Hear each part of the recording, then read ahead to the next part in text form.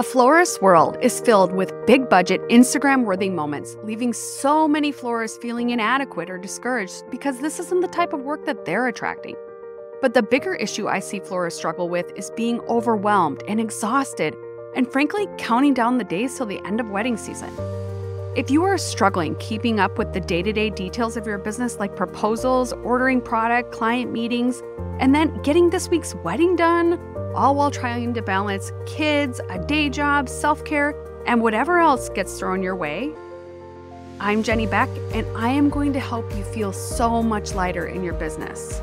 I believe that today you can start to change your business and your life, and I'm here to help. I used to struggle with pricing. Everyone needed a deal because I felt like that was the path of growing my business. But in the end, I was needing to do more and more weddings, and my calendar filled up with uninspiring work. I came to a point I couldn't do it anymore. Through coaching, courses, masterminds, and a lot of self-work, that has all changed.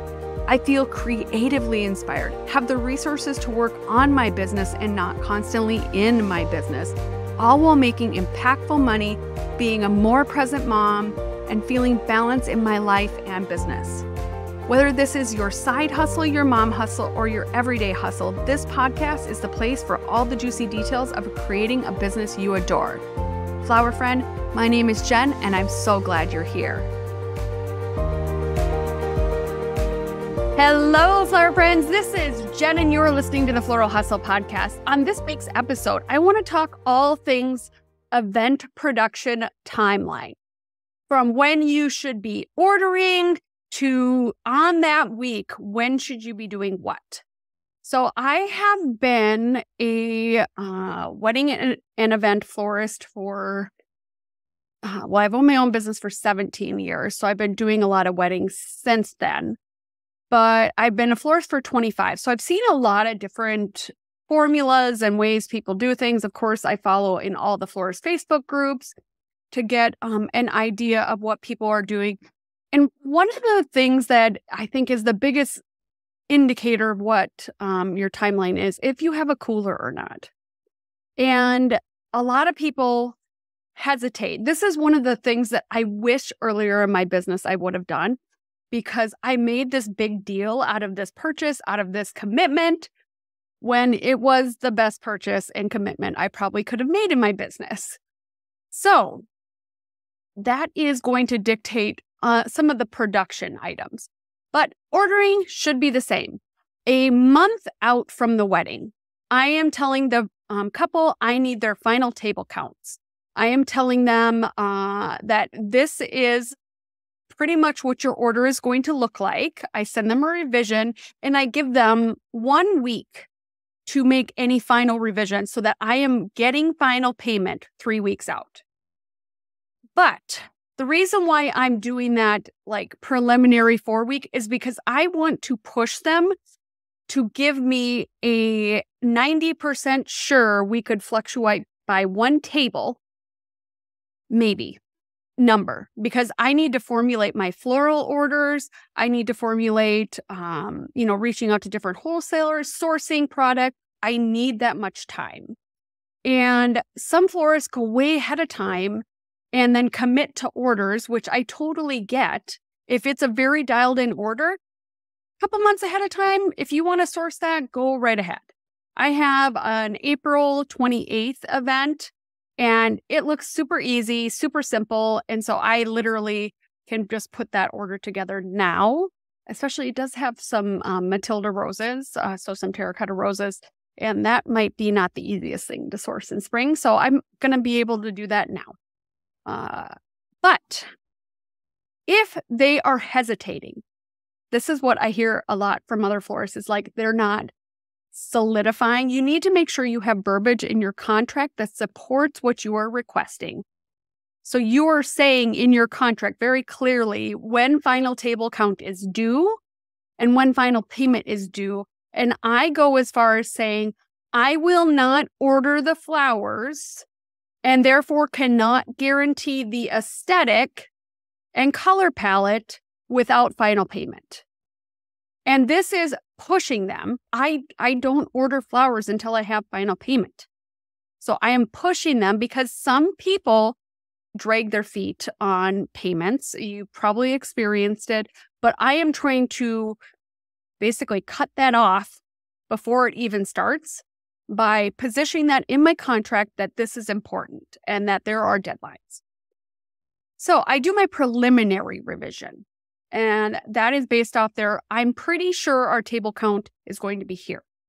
Then from there, I am going to formulate my flower order and then adjust. If they have a table, I can adjust maybe a bunch or something when I'm at the wholesaler. I put that flower order together and then I start sourcing.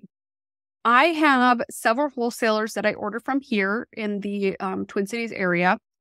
I usually buy my hydrangeas and my Italian ruskets. Like, I've just learned that something is nicer, less expensive, or the same quality and less expensive at different wholesalers. And I also feel like one of them, if for some reason something comes bad that I pre-order, that they're probably going to have backup stock. So you have to look at your sources for where's the best spot.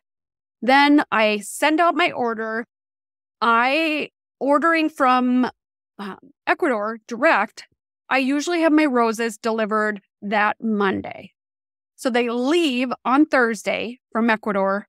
They come into Miami, and then I think it's Nashville, and then they're at my house within 4 days. And so they come usually on Monday for a Friday or Saturday wedding. And the reason why I'm not freaked out about that is because I am usually cutting off anywhere from 4 to 7 days of time, of age of that rose by ordering direct. And if you ever want to check out my rose farm, I order from Bellevue Roses, and you can save 15% on your first order by using my code HUSTLE. Their roses, their quicksands, their playas, their pink bondils, their white o'hares, their pink o'hares, stunning. Like, just such good quality, consistency in color. I love them. So I always want to plug my rose farm. And plus, they're giving you a deal with my code HUSTLE to order on your first purchase. So then I am getting my roses. I am hydrating them. I am soaking, like I'm having them hydrate with their sleeves on and everything because these babies are thirsty. They have been out of water for 4 days. And to some florists, they're like, oh my God. Well, sometimes they've been out of water for like 7 to 10 if you're buying them at the wholesaler. You can tell the rose is just completely dehydrated. And with the 4-day time frame, I have very good luck rehydrating the roses so that they are absolutely stunning. And my rose just has a longer age with ordering it direct from Ecuador. So I'm processing, I'm hydrating, and then I usually hydrate and then check them every couple hours to check and see like the consistency, how they're hardening. And then I change the water, and then the next day on Tuesday, we're processing roses. Then on Tuesday, I run to the wholesaler. I grab all my greens, I grab all my other flowers. I have a local flower farmer that I'll go and get flowers from. And then bring that back. We're processing all of that. And if I'm feeling ambitious, if we've got everything kind of, done and we're ready, I'll start doing bouquets, pulling bouquets. I want to pull the nicest flowers first for bouquets. And I have seen no issue with making my bouquets on Tuesday, or we'll start them Wednesday if we're not ahead of schedule on Tuesday. Then I am making sure on Monday or Tuesday that I'm also have all my vessels prepped. Foam in my vessels, vases are clean, candles are clean. I'm making sure, and I actually usually do this before then, if not Monday, making sure everything is ready to go, ready to just be put in a vehicle to be brought to set up, or they're just ready. Because you don't want to be worried on Thursday when you're designing that you need to get foam soaking, you need to get bases cleaned. You just don't want that. That is more stress. So I make sure everything is done ahead of time. That could be you bringing in or hiring somebody for Monday to come in and help do that. I have had somebody coming on Mondays during wedding season for about 2 seasons, and it's been super helpful in just feeling like I'm more prepared. But I also, on that Monday or Tuesday, start filling Target type totes. So plastic totes that you would store things in. I'll put all my foam to soak for the week in there and literally have it ready. If I'm doing a foam-free installation, I want all my moss burritos for my, to wrap around poles or whatever. I want them pre-made as well because I don't want to go on site, make a huge mess. I just want everything ready to go. Then on Wednesday, I'll have all my vessels prepped. I'll have all my flowers prepped. We previously had one of our local flower growers co-op. They were just starting opening on Wednesdays. So it was like the day if I wanted to get anything from them, I had to go on that day because flower farmers were bringing their stuff on Mondays and Tuesdays. They now were bought by Mayish, so that could change my timeline, but I would go run Wednesday morning and get all those items. And then my team would be here starting, if we didn't pull bouquets, they're pulling bouquets. If we are starting to make vase arrangements, so things not in foam, we will have start on those. If there's bud vases, I literally will have bud vases made up and then we pre-box them up. So when we're making, we're boxing, and then I have all of these metal shelving that is tiered. I can just stack it in there and just make it really easy to just have storage and not things piled everywhere. Then we're doing all the vase things not in foam. Then if the wedding is on Friday, on Wednesday, I would start greening my foam items. I always green the day before.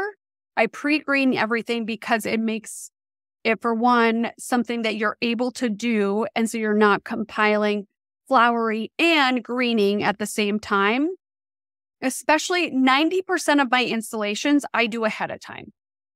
And I want that process to be really seamless. So we literally will pre-green. And you can even, if you are worried, like, okay, this is going on the top left of an arbor, you can label piece 1 through 6 with a stem from a flower and a Post-it note taped around it. Just have them all pre-designed. I sometimes will even grab an 8-foot table out and lay my pieces in a row and then green them together. So I know this is exactly how they're just going to be put up.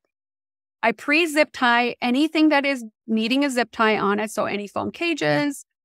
And I'm doing that before I'm greening so that I am literally able to just lift and place when I am there and just do a little bit of fluffing afterwards. So I'm greening, I'm doing any vase arrangements on Wednesdays and Thursdays. Then on Thursdays, I'm usually starting, if we have personals, we'll start wiring up any leaves. We will, wire up any flowers that we can. If they are easy, we'll make any personals that can be made ahead of time and put them in a hydration chamber in my cooler. A hydration chamber is some type of plastic Tupperware-ish container, a tote, but can get airtight. And I put paper towel, I spray the paper towel with water. Then I put my personals that I have completed in there. I spray that again, and then I put another paper towel over it and spray it again. And then the flowers are drinking from their petals. They're getting super hydrated, super just kind of plump with moisture, which is great.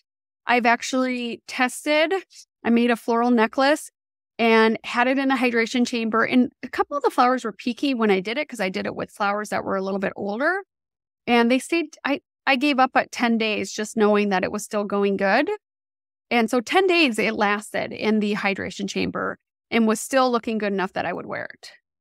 So the hydration chamber really helps you be able to get personals done ahead of time. If you don't like using that, you could actually, if you are natural stem wiring your boutonnieres and corsages so that the stems are exposed at the bottom and you're just putting a little bit of tape around them, you could also create a container. I actually have these stem containers that you can pop the boutonniere in, put water in it, And it's almost like a little mini vase arrangement, and it's staying nice and moisturized in there. So that day, Thursday or Friday, depending on when the wedding is, we usually are doing the personals, like for a Saturday wedding. We'll do them on Thursday. We'll wrap all of the ribbon on Friday, and then we're delivering on Saturday. If it is a Saturday or Sunday wedding, we would go and make them Friday. I would wrap them Saturday, and then we would deliver them Sunday. So I'm not doing them. I've seen in some Facebook groups that people are like, I need to get up really early on Saturday morning to do my personals. No, this is super easy. You can do it days ahead of time. You could do it probably 3 days ahead of time if you really want, depending on how great your product is. But I'm also designing with personal flowers that I know are going to last. So I'm using my favorite white spray rose is Snowflake. It's very hard, firm, and holds up really, really well. Ranunculus usually hold up really well. Lisianthus usually hold up really well, making in advance, as long as it like the soft, roughly kind, you're making sure that you're not like squishing the petals so that they get that creases in them.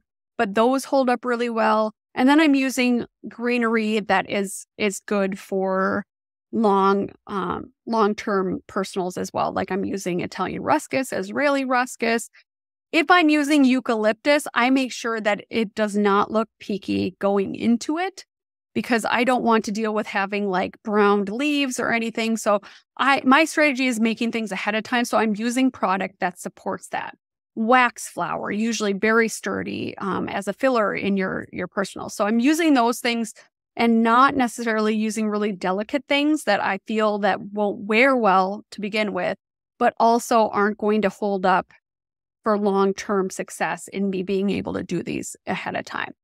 I mean, I've had weddings that literally we've had $35,000 of weddings in one weekend, and there might be 3 weddings that weekend and 2 sets of personals, and then one maybe cultural, like a Hindu wedding or something. So 2 sets of personals that need to be done, and you need time to do those things because they are time consuming. But also, I make sure that I am getting my ribbons.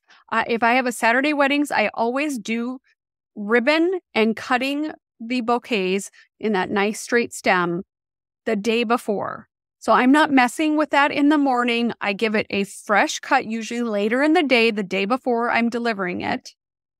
Fresh cut and changing the water, having my water so that the flowers are sitting in it, but it's not sitting close enough to get the ribbon. And usually the day before an event is when I am flowering foam. So I'm putting in my roses, my hydrangeas, whatever it is, I'm doing that the day before. Whether we have tall elevated pieces or if we have a foam cages that are going on a mandap or a compote. If it is a compote and I have a lot of foam work, that can go in my cooler. I could do that 2 days in advance, but that's, only something that's like spatially going to fit in my cooler because I'd want every one of them probably to be in my cooler. I have 2 coolers. I have a 3-door and a 2-door. And I have a couple shelves, obviously positioned in each one. So I'm looking and planning based on what I think my cooler space will handle. And if I can do something in advance, I do that only if it really could be protected. Also, I'm a big fan, because I am doing it a day ahead of time, I'm a big fan of really hydrating my flowers. So I actually have, our studio is in my garage. It's a 2.5 by 2.5 deep garage that literally is just a flower shop. There's, workstations and coolers. And I literally bought the house because of it, because it had water and it had a furnace. And when I walked into it, I was like, this is it. This is what I want, because I knew I wanted to be able to do flowers and be close to my children and not have that heavy feeling of a rent payment on a monthly basis. And then I could have my kiddo out here with me, because I literally bought this house when I was 7 months pregnant. And I wanted everything to just be convenient. And so with that, I make sure that, like, for spatially, everything for an event is also worked out. So I'm looking at, okay, I have all these big centerpieces to do. I'm probably in the progression of things going to do those last because I'll likely want to just leave those on workstations. So when I'm sketching out what my workload would be, I want to make sure that I'm looking at the space and utilizing that to its best functionality for people to be able to continue working when things are getting a lot of flowers running around. And then let's just say this is a Saturday wedding and I have 30 tables to set up. If I have greenery for my tables, I will actually on Friday have all of that pre-cut in a bucket. So someone can go and just position the greenery on the table and be done. So we're not cutting up bunches. We're not doing all those things in advance. All the pieces are pre-cut. And I can usually find somebody that's, maybe not a very high skilled florist, but just like wants to play with flowers and it wants to learn. Like that's a good task for them because they're learning how long pieces should be, especially if they're helping on Saturday setup.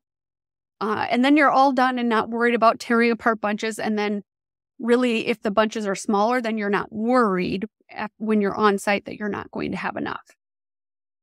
Then I am loading up my bouquets.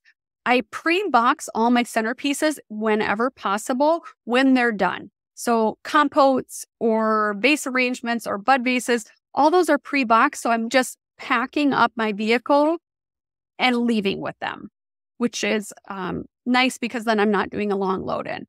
Then I am making sure that I have my tarps, literally canvas tarps from Menards or Home Depot so that I can have a surface laid down and I'm not cleaning up more mess that's on the floor. I can actually roll these up, especially if timelines are tight. Then I'm also bringing my emergency kit. If you don't have an emergency kit, you got to get one. They are so helpful and literally have saved my butt so many times. And I actually made one for my my decor bestie because she was always coming and needing something out of my toolbox. So for Christmas, I made her one because it's such a nice thing. And I have a couple I absolutely love. One of my freelancers, but she's accident prone. So I got Band-Aids in there. I got Neosporin. I got all the things. I've got the studio stocked with extra Band-Aids already for the year. So I'm making sure that I'm having everything in case something happens. I also have small weights and I have them pre-tucked in my van if for some reason something is too heavy and needs a weight to counterbalance it. I have a foam brick in a cubby in my van. So I've thought of all these little like last minute things that if something happens at the event, I'll be panicking because I don't have it or need to get it. And then I also bring one extra of every single item. So if I have trios, I'm bringing a 6-inch, 7.5, and 9-inch vase. I'm bringing an extra set. I'm bringing an extra floating candle. I'm bringing an extra vase because if something happens, I am prepared. Then I set everything up. And then, usually I'm only there for a small setup time because most everything is pre-done. And then I leave and then I'm done. And if we need to tear down, we tear down. On my teardowns for timing, I will always ask the couple if I can come 15 minutes before their last dance. And the reason why I do that is because if there are items that they can bring home, if you're doing it right at midnight, everybody's already leaving. And I have been stuck with tons of flowers being still there and then having to figure out what to do with them because it was a 45-person wedding or 45-table wedding. So I make sure that I ask them and tell them, I will actually have me or whoever's tearing down go take all of those flowers and put them on a table right near the entrance so that they can be enjoyed after your wedding. So then you're 15 minutes earlier for your teardown, and then people are actually going to be taking the flowers with them, and so you are disposing of less. Then afterwards, I start the cleanup process usually on Monday. So I'm loading up my vehicle with all the cardboard. I actually take all my boxes back to my wholesaler. just literally fill the whole back of my van up if need be. And then I'm cleaning. I am getting foam buckets ready again. I have that person that usually comes on Mondays that helps with that whole process. And then we start the whole process over if we have weddings again. I hope that was helpful. That's just a little insight. I mean, I've done 9 weddings in one weekend before. I'm not doing that anymore because that's just doesn't sound fun anymore, but 9 weddings in one weekend. So it is possible as long as you are prepared, coordinated, and have a plan to flawlessly deliver multiple events if that's what you choose to do, and possible to maximize your profits because you're being efficient with your labor, you're being efficient with your resources, you're making sure you're not getting things too early or too late, so you're getting last-minute delivery fees. I hope this episode was helpful. I literally am so passionate about being able to do things ahead of time. And if you ever have a question and are like, could I make this ahead of time? Send me a DM, send me a photo. I would love to see it and give you my opinion because I've literally done 90% of my installations off-site for probably over 8 to 10 years now. So if you're wondering it, I probably have an answer if it could be figured out ahead of time. Thank you so much, flower friend. You have an amazing flower week, and thanks for listening. Friend, thank you so much for hanging out with me today. If you found value or today's episode was helpful, please head to your podcast player of choice and hit that subscribe button so that you can be notified every week of new episodes. And while you're there, please go and leave a review. Reviews are so important for getting this message out to all of our other flower friends. Also, if you are wanting additional support, head on over to Facebook and join the Floral Hustle Facebook group, which is a place for like-minded floralpreneurs wanting a more aligned and more profitable floral business. Flower friend, have a fun-filled flower week.